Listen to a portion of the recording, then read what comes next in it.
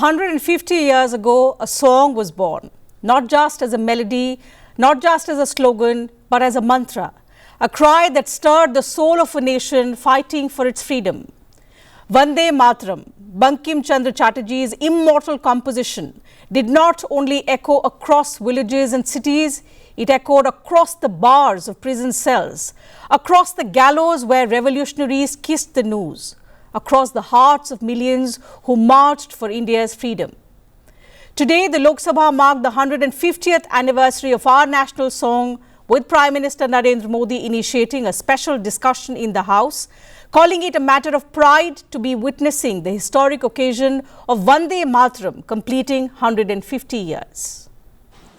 इस सदन में हम सबका ये बहुत बड़ा सौभाग्य है और हमारे लिए गर्व की बात है कि वंदे मातरम के 150 वर्ष निमित्त इस ऐतिहासिक अवसर के हम साक्षी बन रहे हैं।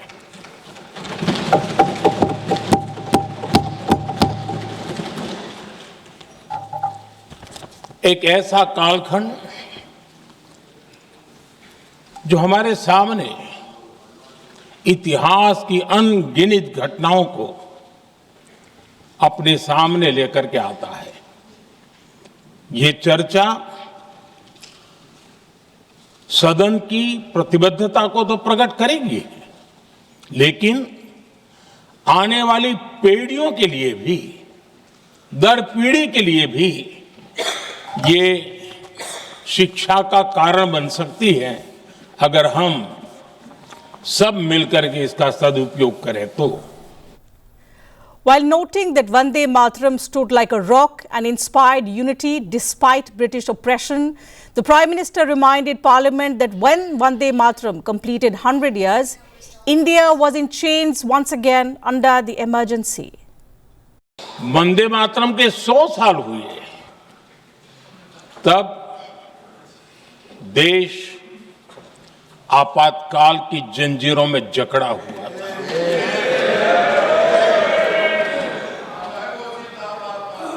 जब वंदे मातरम 100 साल के अत्यंत उत्तम पर्व था, तब भारत के संविधान का गला घोंट दिया गया था।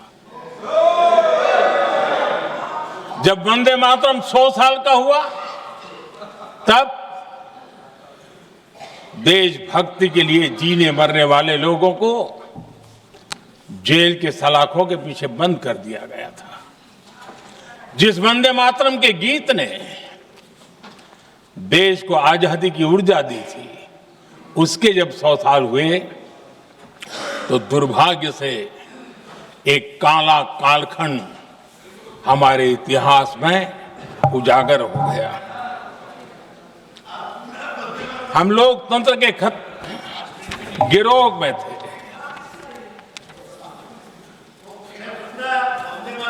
आदरणीय अध्यक्ष जी, 150 वर्ष उस महान अध्याय को, उस गौरव को पुनः स्थापित करने का अवसर है और मैं मानता हूं सदन ने भी और देश ने भी इस अवसर को जाने नहीं देना चाहिए। Members cutting across party lines participated in the discussion, emphasizing how Vande Mataram evolved from poetry into a national call for awakening and how it continues to define the idea of nationalism in India. So as we celebrate 150 years of the song that stands as a lasting emblem of India's national identity and collective spirit, the question is, how do we also ensure that the emotion, the spirit, the cultural confidence of Vande Mataram continues to live in the hearts of Indians? How do we pass on not just the rhythm of the song, but the values that it stands for? Unity, sacrifice, pride in our civilization, and love for the motherland to also our future generations. And perhaps more importantly, in the India of 2047 and beyond, how do we ensure that Vande Mataram remains a source of inspiration, not just memory? That's the focus in Perspective today. I'm Tina Jha, and joining us are two distinguished guests. I'm pleased to welcome on the program today Professor Anand Vardhan. He's a historian, and Mr. Praful Ketkar, editor, organizer, which is one of the oldest and most widely circulated weeklies from the national capital. Thank you, gentlemen, for joining us on the program today. Professor Vardhan, allow me to begin the program today with you. So, as a historian, you would have studied deeply about the cultural, about the intellectual foundations of India's freedom movement. Now, as we celebrate 150 years of Vande Mataram, the song, which is now a lasting emblem of India's national identity, how would you reflect on the emotional power of the song during the freedom movement, and why do you think it resonated so deeply among people who participated in the freedom struggle? This is very important and interesting to note that since time immemorial, Indians, they believe that Mother India has a divine power, and we all are children of this land. The Vedic sutras, specifically the Prithvi Sukta, says Putro Aham Prithibhyah.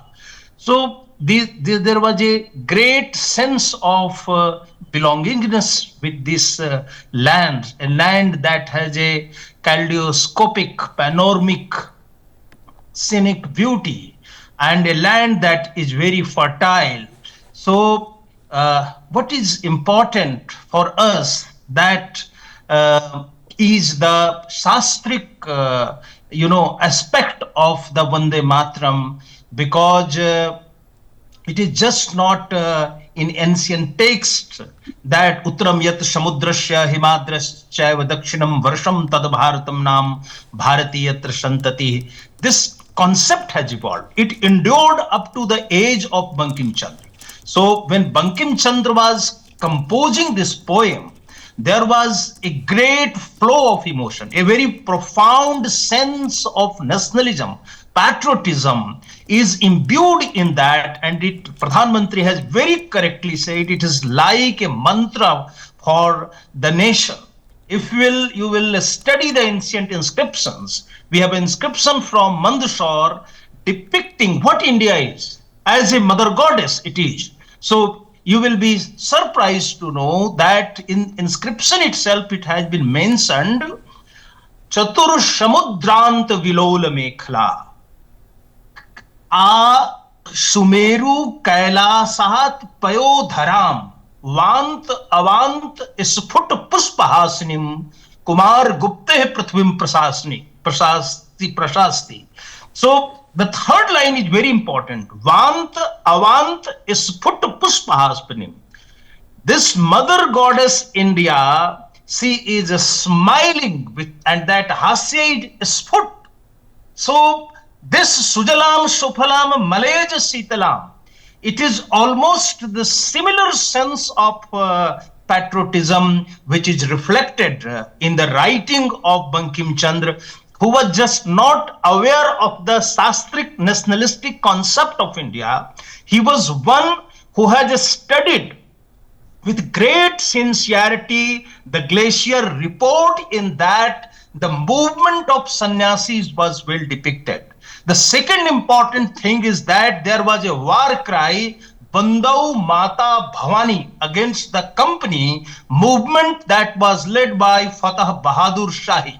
And we all know that in great number Dashnami Nagas had joined the movement against British colonial hegemonic control over this country after Battle of Buxar, and it continued for 30 years. This glorious saga of martyrdom was a great sense of inspiration for Bankim Chandra Chatterjee, and he visualized the nation as Mother India, and hence he recited the mantra Vande Mataram. That's right. The words of Vande Mataram, they not just ignited unity at that time, they instilled a cultural confidence of sorts, and something that resonated deeply as members from various parties took part in the discussion in the Lok Sabha, marking 150th anniversary of Vande Mataram.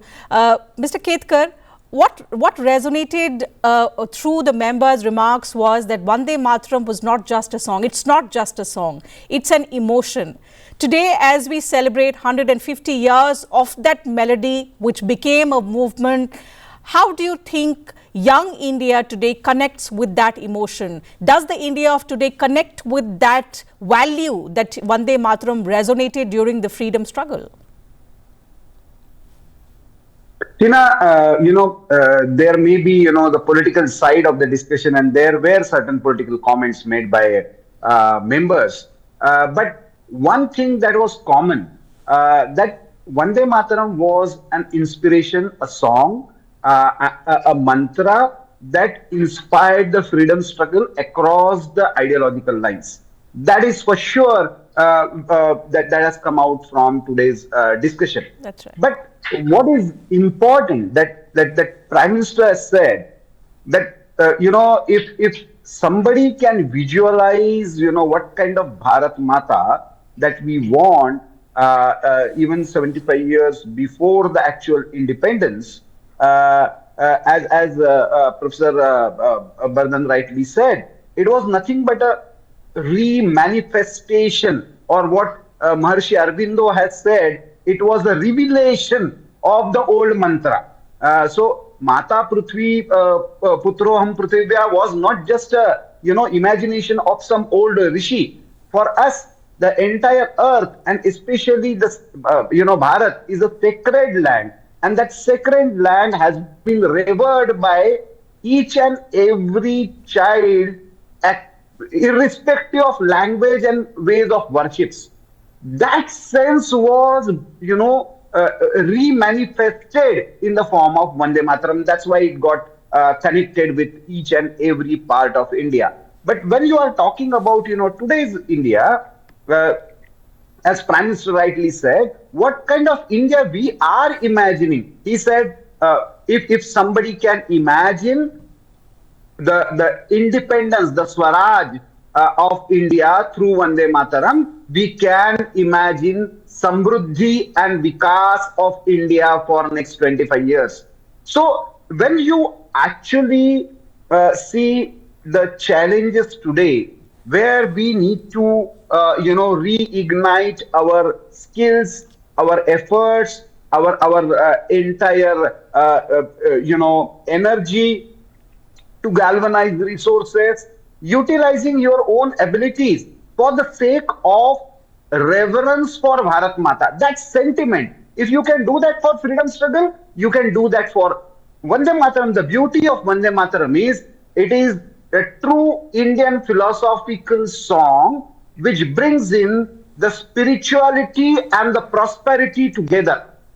And what we are aspiring for today in next 25 years, when we say Vikasit Bharat, what would be the ingredients of those Vikasit Bharat?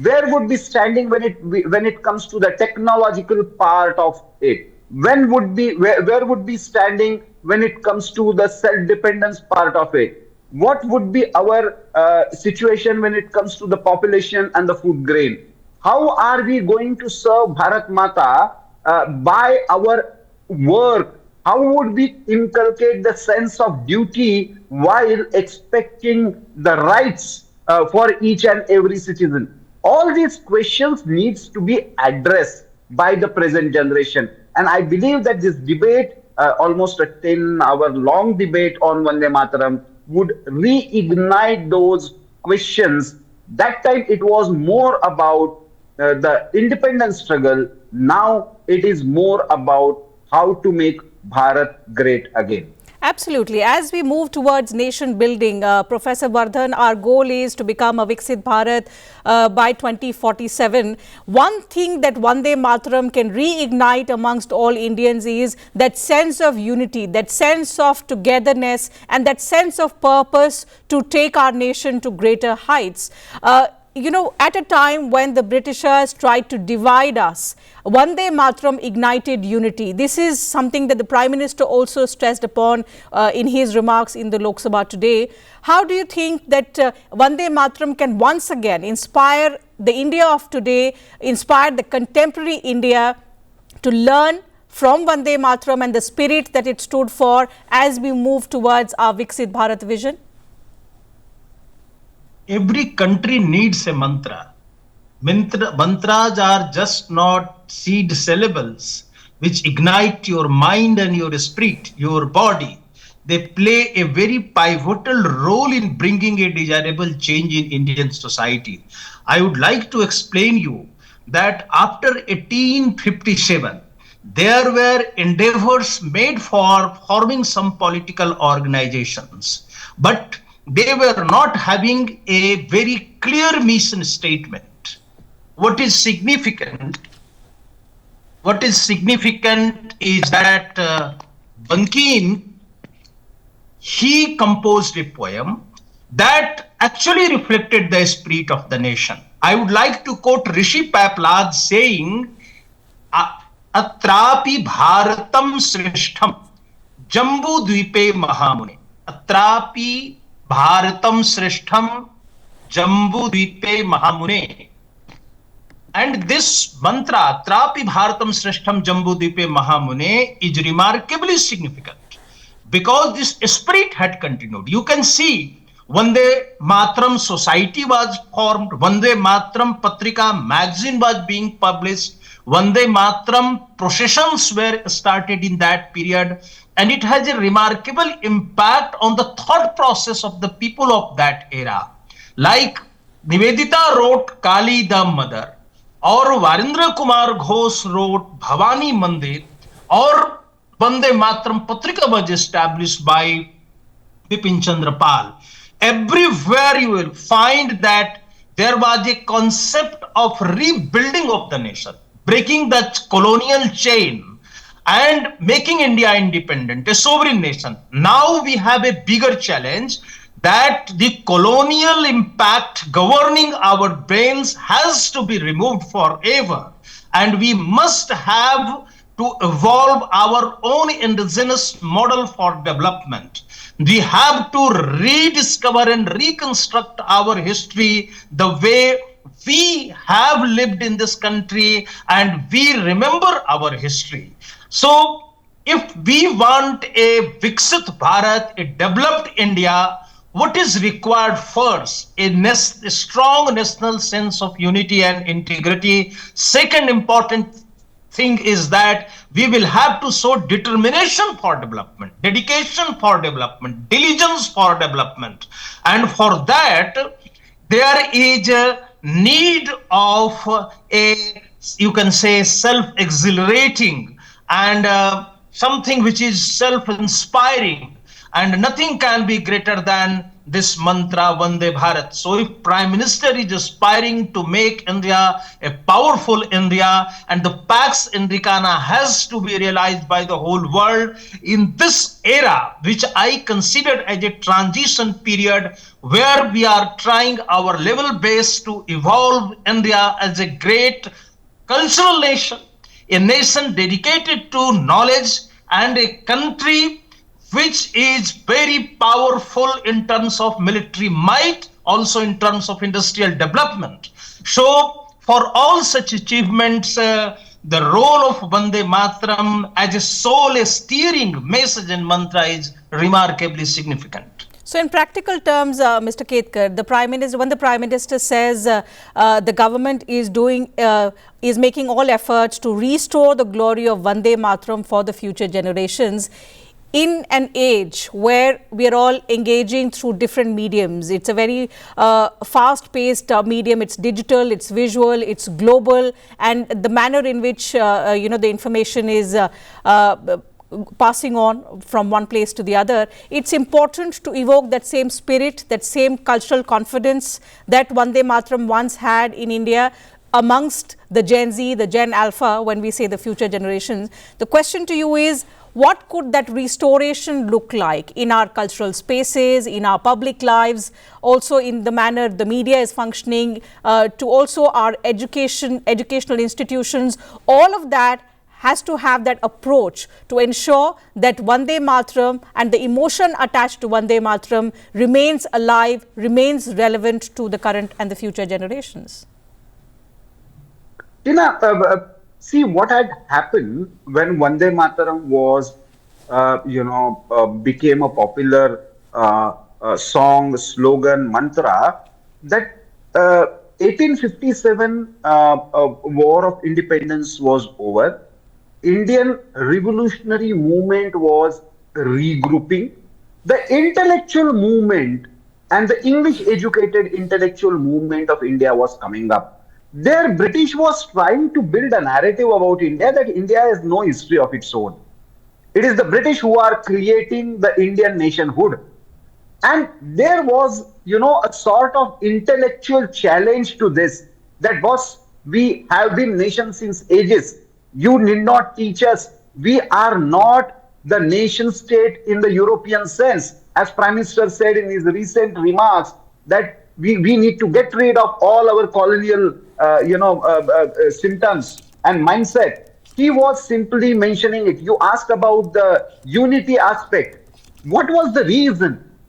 It was Bipin Chandra Pal who made this popular through, it was Rabindranath Tagore who actually sung it and composed it. But what was the, reason that besides Bipin Chandra Pal, Lala Lajpat Rai, Lokmanya Tilak, it was Subramanyam Bharati who translated it in Tamil. Nobody said it is a Bengali song or a Sanskrit song and we won't sing it. What kind of, the kind of linguistic idea about our identities that we carry now were completely absent in 1905. The same 1905 gave the spirit of Hindu-Muslim unity. I read that, in the town hall, when actually the first Vande Mataram meeting was called by Rabindranath Tagore and gave a call of Vanga Bhanga to get rid of and to nullify the partition of Bengal. Hindus and Muslims were almost in equal numbers. They tied Rakhi to each other, and that's how Vanga Bhanga movement started. How suddenly Vande Mataram became a communal song? What kind of intellectual debate that we got into? The 1905 to 1911, we fought together and nullified the partition. Within 6 years, British were so terrified that they had to change their capital, shift their capital from Calcutta to Delhi in 1911. What happened in next 30 years? That we accepted partition, and as Prime Minister said, the division, the partition of Vande Mataram, the trunkified Vande Mataram led to the partition. Once you start accepting and getting into this, the colonial constructs of India, then you find these fault lines. Today, the basic problem, Tina, with our all mindset, that we still carry those, whether in the form of linguistic identities, whether in the form of the religious identities, whether in the form of racial identities. It was the British since 1800 onwards built certain theories and we actually trapped us intellectually. If we really want to reconnect with the idea of Vande Mataram, then irrespective of whether Gen Z, Gen Alpha or XYZ, whatever you want to call, if somebody would have talked about Khudiram Bose and Bhagat Singh that time, for their age and their time, they were also Gen Z. That's right. Always revolutions have brought by Gen Zs of their period. So I'm not bothered about whether their consciousness is digital or print. The question is whether they have right ideas to they will anyway have energy. They will anyway dedicate themselves with vociferous ideas. That's true. That's true. I think the biggest message that should be for us and for every viewer watching us is that if Vande Mataram could light the fire of freedom back then, it has the potential to also now invoke the spirit of unity, togetherness, and most importantly of confidence for an India which is rising, for an India which is ready to shed its colonial past and get into working more towards realizing its vision of a Viksit Bharat by 2047. That's the only message that matters. With that, we'll have to call it a wrap on this discussion. Time allows us to take up only that much. Thank you once again, Mr. Ketkar, Professor Vardhan, for joining us, for your valuable insights. To you viewers, thank you very much for your time as well. Thank you. Thanks a lot.